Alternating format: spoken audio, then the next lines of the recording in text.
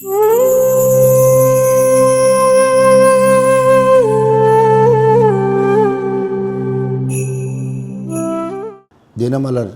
ஆன்மீக அன்பர்களுக்கு நமஸ்காரம். உற்றவர் பெற்றவர் மற்றவர் சுற்றமும் ஓவென்று அலறிடும் போது நீ போறியேன்னு அழறாளோ, எங்க வச்சிருக்கன்னு சொல்லாம போறியேன்னு அழறாளோ யாருக்கு தெரியும் இல்லையா? இது நடந்துடுங்கிறதுனால இதுக்கு எப்படி சொத்து பத்தெல்லாம் சேர்த்து வச்சியோ தப்பு கிடையாது. உலக வாழ்க்கைக்கு சேர்க்க வேண்டியதும் ஒரு கடமை தான், அப்படி வச்சுக்கிறோம் நம்ம. ஆனால் அது மட்டுமே கடமைன்னு நினைக்கும் போது தப்போவனம் சத்குரு ஞானானந்த பகவான் அது கடமை அல்ல மடமைங்கிறார். அங்கே சொத்து சேர்த்து வச்சுக்கோ ஈக்குவலி. உலகமே அழிஞ்சு போனால் நிலாவில் போய் வாழலான்னு ஒரு கூட்டம் அலைகிறதோ இல்லையோ இன்றைக்கும். அதுக்கு பணம் கட்டி அங்கே ஹோட்டல் கட்ட போகிறேங்கிறான் எவனோ. அதில் எனக்கு ஒரு இடம் வேணும்னு பணம் கட்டுறவாள்லாம் இருக்கா இன்றைக்கி. சரி, நிலாவில் அவன் ஹோட்டலே கட்டிவிட்டான், நீ பணமும் கட்டிட்டு அவனுக்கு இடமே ரிசர்வ் ஆகிடுச்சு, நீ போய் சேருவாங்கிறது யாருக்கு தெரியும்? எவ்வளவு அஜ்ஞானம்! அழிகிற உலகத்தை பார்த்து யக்ஷ பிரச்சனத்தில் யக்ஷன் கேட்கும்போது தர்மபுத்திரர் சொல்கிறார், யக்ஷன் கேட்குறான் என்ன அதிசயம்னு கேட்குறான். நீ இந்த உலகத்தில் பார்த்த அதிசயத்திலே பெரிய அதிசயம் அது. எத்தனையோ பேர் செத்து போறாவே துக்கம் விசாரிச்சு வந்து நம்ம நன்னா இருப்போம், எத்தனையோ வருஷம் இருப்போம் நினைக்கிற உத்தத்தனும். இது அதிசயம். நமக்கு என்னைக்கு வேணா இருக்கலாம்ங்கிறது பீதி கலப்புறதுக்கு இல்லை. செத்து போனதுக்கு அப்புறம் என்ன ஆக போறோம், எந்த லோகத்துக்கு போக போறோம், என்ன ஆக போறோம், நோபடி நோஸ். செத்து போனவா யாரும் ஆன்சர் பண்ண முடியாது. இருக்கிறவா சொல்ற ஆன்சர் ஒரு நம்பிக்கை அடிப்படையில் தான். என்ன பண்ணலாம்னா, திவ்ய ஞானம் இருக்கிற ஞானிகள் பார்த்து சொன்னது தான் ஸ்ரீமத் பாகவதத்தில் இருக்கிறதோ, மகாபாரதத்தில் இருக்கிறதோ, கருட புராணத்தில் இருக்கிறதோ, நம்ம சாஸ்திரங்கள்ல சொல்லி இருக்கிறது ஞானிகளுடைய பார்வை.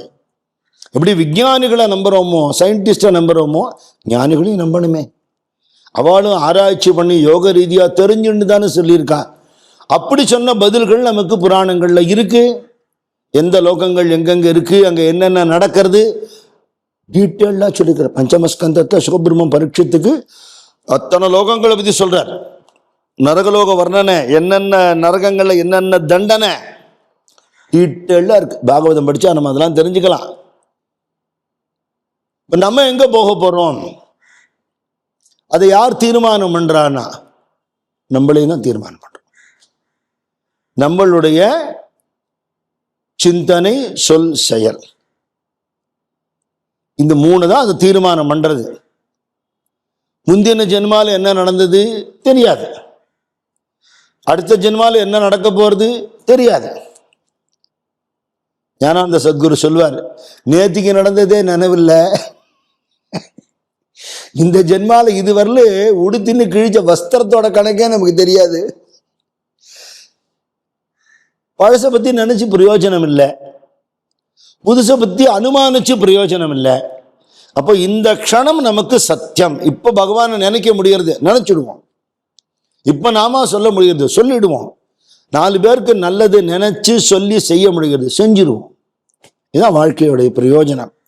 சர்வ நிச்சயமாக இது மாதிரி வாழக்கூடிய வாழ்க்கை பகவானோட ரட்சணையில இருக்கிறதுனால தப்பான இடத்துக்கு நம்ம போக மாட்டோம். நான் சொர்க்கத்துக்கு போகணுமா, நரகத்துக்கு போகணுமா, வைகுண்டம் போகணுமா, கைலாசம் போகணுமா எனக்கு தெரியாது. துக்காராம் மகாராஜ் சொல்ல, பாண்டுரங்கா நான் அவன் கையை பிடிச்சுட்டு இருக்கேன்பா, நான் அவன் கையை பிடிச்சுட்டு இருக்கேன், நீ எனக்கு அம்மா. तुमाजी माऊली मी तुझे लेकरू नको दुरी तरू विटाबाई. நீ அம்மா, நான் உன் குழந்தை, என்ன கை விட்டுடாதே, நான் உன்னை பிடிச்சுட்டு இருக்கேன், நீ என்னை பிடிச்சுக்கோ. அது மாதிரி பகவான்கிட்ட சரணாகதி பண்ணி வாழக்கூடியவா ஒருவேளை நரகலோகத்துக்கு போனா கூட அது ஒரு கதை இருக்கு தெரியுமோ. துர்வாசருக்கு நரகலோகம் பார்க்கணும் ஆசை வந்துவிட்டான். அவருக்கு எலிஜிபிலிட்டியே கிடையாது, ரிஷி இல்லையா. அவர் அங்கே போய் என்ன பண்ண போறார், பாவம் பண்ணாதவர். ஆனால் ஒரு எண்ணம் வந்துடுத்து போகணும்னு. யம தர்மராஜனுக்கு மெசேஜ் அனுப்பிச்சார், I would like to come and visit there அப்படின்னார். ரிஷி சார் ரத்தன கம்பள வரவேற்பு கொடுத்து, பூர்ண கும்பம் கொடுத்து வரவேற்கிறா. அங்கே லிஸ்ட்டு முதல்ல காமிச்சா என்னென்ன பாபத்துக்கு என்னென்ன தண்டனை. சின்ன வயசுல ஞாபகம் இருக்குது, மயிலாப்பூர் கபாலீஸ்வரர் கோவிலுக்கு போகும்போது அங்கே சித்திரப்படத்துலேயே ஒரு எக்ஸிபிஷன் மாதிரி வச்சுருப்பான் மாட வீதியில். நரகலோகத்தில் என்னென்ன தண்டனைன்னு சொல்லியிருக்கோ, ஊசியால் குத்துறது, கத்தியால் வெட்டுறதுலாம் இருக்கோ இல்லையோ, அதெல்லாம் எக்ஸாஜரேஷன் மாதிரி தோன்றது, நம்மளை பயமுறுத்துறதுக்காக வச்சுருக்கான்னு. நரகலோகம் மாதிரி தெரியலையே தவிர சோ கால்டு ஹாஸ்பிட்டல்ஸில் இதான் நடக்கிறது. ஊசியை வச்சு குத்துறான், சாப்பாடு போடுறது இல்லை, டியூபை மூக்கில் உள்ள விடுறா, வலிக்கிறது, வேதனையா இருக்கு. ஏன்னா யமபடுறவர்கள்லாம் கண்ணங்கரையல்னு கொம்போட தொத்துப்பொல்லோடு இருப்பான்னு படிச்சிருக்கோம். இவாளெல்லாம் கொஞ்சம் லட்சணமா வெள்ளை ட்ரெஸ் போட்டுன்னு இருக்கா. அது பிராணம் போனதுக்கு அப்புறம் போக வேண்டிய இடம். இது இருக்கும் போதே அவஸ்தைப்பட்டு பணத்தையும் கொடுத்துட்டு இந்த அனுபவம் நமக்கு கிடைக்கிறதா இல்லையா பார்க்குறோமே. ஸோ நோ எக்ஸாஜரேஷன், நிஜம். இன்னொன்று தண்டனை இப்படி இப்படி கொடுப்பான்னு சொல்கிறா. துர்வாசர் இந்த பார்த்தார் எல்லாத்தையும். சரி இந்த இடத்துல பார்க்கலாமான்னார். வாங்கன்னு அழிச்சும் போனா.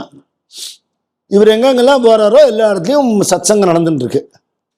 என்னப்பா இடத்த மாற்றி கூட்டு வந்துட்டுலா, நரகலோகத்தை நீ காமிச்சபடி ஒன்றும் இல்லையேன்னா நாங்கள் என்ன பண்ண முடியும்? நீங்கள் தான் காரணம் அதுக்கு. நான் என்ன பண்ணேன்? இந்த அதல பாதாளத்தில் அந்த ஜீவன்கள்லாம் வருபடுறது அங்கே பாருங்கன்னு உங்களை காமிச்சேன். குனிஞ்சு பார்த்தேள், நெத்தியிலேருந்து விபூதி விழுந்துடுத்து, அந்த இடம் மாறி போயிடுது. நீங்கள் நாமா சொல்லிகிட்டே இருக்கல், அப்படி போகிற இடத்துல அந்த இடம் மாறி போய்டுறது. உங்களுக்கு நரகம் பார்க்க முடியாதுங்கிறான் யமதர்மராஜா. எவ்வளோ அழகான கதை இருக்கும் அது இல்லையா? அதனால் நல்லோரை காண்பதும் நன்றேன்னு சாதுக்களை பார்த்து நல்லவாளோட பழகினா நமக்கு ஏது நரகம்?